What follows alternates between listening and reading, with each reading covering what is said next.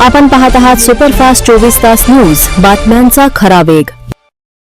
आज लोकशाहीर अण्णाभाऊ साठे यांच्या 106व्या जयंतीच्या निमित्ताने तरोडा नगरीमध्ये या संयोजकाने सन्माननीय राधाजी शेळके यांच्या नेतृत्वात ही जयंती या ठिकाणी आयोजित केली। या निमित्ताने सर्व ग्रामस्थ मंडळी 18 पगड जातीचे लोक यामध्ये समाविष्ट झाले आणि मानवता हाच धर्म समजून ज्या संत साहित्यामध्ये ज्या संत परंपरेनं आपल्याला शिकवण दिली तोच ध्यास उराशी बाळगून या जयंतीमध्ये सुद्धा आम्ही हे असे विचार मांडले।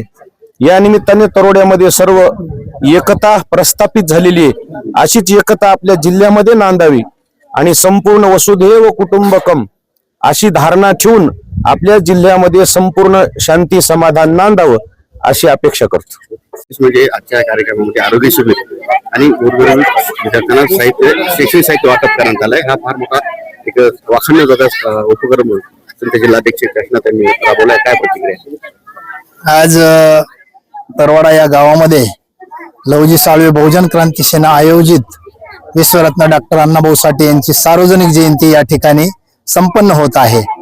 या जयंतीचे मुख्य संयोजक लवजी साळवे बहुजन क्रांती सेनेचे जिल्हा अध्यक्ष आणि त्यांचे सर्व सहकारी यांनी या गावामध्ये अनेक वर्षापासून वेगवेगळे उपक्रम राबवलेले आहेत।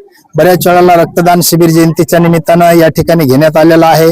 विद्यार्थ्यांचा शालेय साहित्य देऊन त्यांचा सन्मान आणि सत्कार करण्यात आलेला आहे। गुणवंत विद्यार्थ्यांचा सत्कार करण्यात आलेला आहे। विशेषतः फकीरा नावाची जी कादंबरी आहे त्या कादंबरीचं वाचन देखील या गावामध्ये काशीनाथ गायकवाड आणि या तरोड्यातल्या सर्व लौसैनिकांनी वेगवेगळ्या पद्धतीचे सर्वांना सोबत घेऊन उपक्रम राबवलेले आहेत। त्याचाच एक भाग म्हणून आज या ठिकाणी जे जयंतीचा जो कार्यक्रम आहे त्या जयंतीच्या कार्यक्रमाचं या ठिकाणी मुख्य आकर्षण म्हणजे की आपण वेगवेगळे दलित पुढारी, दलित नेते, सर्व समाजातील मान्यवर या ठिकाणी नेते म्हणून मार्गदर्शन करायला येतात। परंतु सध्या महाराष्ट्रातलं वातावरण वेगवेगळ्या जातीकडे वेगळ्या दृष्टीनं पाहत आहेत। परंतु हा एकोपा टिकून ठेवण्यासाठी एका छोट्याशा गावातून त्याची ज्योत पेटली पाहिजे म्हणून काशीनाथजी आणि त्यांच्या सर्व सहकार्याची इच्छा होती की मला त्यांनी फोन केला की साहेब अच्युत महाराज आपल्या मराठवाड्यातल्या भूमीतले आहेत आणि चांगले संत आहेत, त्यांची जर तारीख आपल्याला मिळाली तर लय चांगलं होईल। आणि मग लगेच महाराजाला फोन लावला आणि एका फोनामध्ये त्यांनी होकार दिला आणि शिवबाला त्यांनी तारीख देऊन टाकली आणि आज या कार्यक्रमाला उद्घाटक म्हणून वेळात वेळ काढून अच्युत महाराज या ठिकाणी उपस्थित राहिले।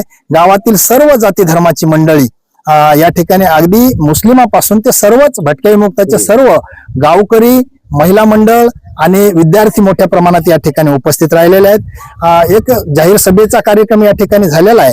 आता या ठिकाणी मुख्य कार्यक्रम जो आहे तर विद्यार्थ्यांना शालेय साहित्याचं वाटप अच्युत महाराज आपल्या सर्वांच्या साक्षीनं आमच्या हस्ते झालेला आहे।